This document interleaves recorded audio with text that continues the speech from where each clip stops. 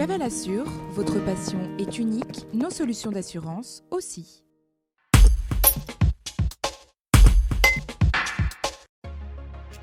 Qu'on ait décidé de faire prendre sa retraite à son cheval, c'est pas pour autant qu'il faut l'abandonner au fin fond de son pré. C'est vrai que le pré, c'est quand même le mode de vie qui est le plus adapté au vieux cheval, puisque déjà ça lui permet de vivre dans ses conditions naturelles, de garder une certaine activité quand même, tout en étant avec ses congénères et en ayant des relations sociales.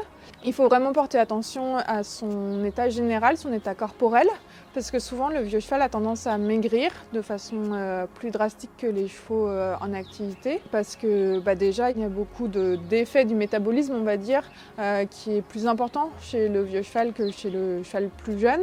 Donc il faut penser bien sûr à le couvrir en hiver, puisque la thermorégulation est aussi moins bonne. Donc la thermorégulation, c'est l'énergie que le cheval dépense à maintenir sa température, qui finalement demande plus d'énergie à un vieux cheval qu'à un cheval plus jeune. Alors il faut penser à lui enlever régulièrement la couverture, parce que parfois on se rend compte à la fin de l'hiver que le cheval a énormément maigri parce qu'on n'a jamais pris le temps de lui enlever la couverture et donc de vérifier son état corporel.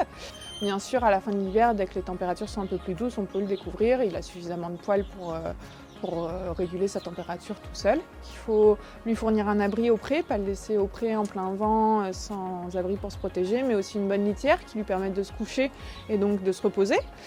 Mais il y a aussi bien d'autres choses qui font que le vieux cheval a tendance à maigrir, notamment les dents. Il faut penser à faire voir le vieux cheval par un vétérinaire ou par un dentiste, parce que les dents dégénèrent au fur et à mesure, comme tout le reste finalement, mais ça contribue énormément à sa perte de poids si elles sont mal entretenues. Il y a aussi beaucoup de cas de fractures, d'abcès dentaires, donc il faut vérifier ça absolument très régulièrement. Donc la vie au pré, ça lui permet de maintenir une activité, on va dire, régulière, ça lui permet de marcher régulièrement, etc.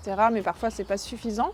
On peut très bien, si l'état du cheval le permet évidemment, mais on peut très bien continuer à le travailler un petit peu, à le monter en promenade tranquillement, faire du travail en main, etc.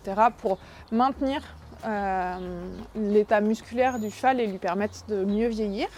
À savoir qu'il faut quand même faire attention dans le travail qu'on lui demande, puisque que ce soit son système cardiaque, il y a souvent des insuffisances cardiaques qui apparaissent avec l'âge, mais aussi des problèmes respiratoires, problèmes locomoteurs, problèmes de pied, abcès de pied, pourriture de fourchette aussi qui apparaissent souvent la vie au pré avec l'humidité, tout ça, les sèmes, donc toutes ces affections de pied, il faut faire voir le vieux cheval par un maréchal ferrant ou au minimum un pareur très régulièrement pour lui permettre de quand même vivre confortablement au pré sans avoir de soucis au niveau des pieds, mais aussi plus haut, on va dire, au niveau des membres.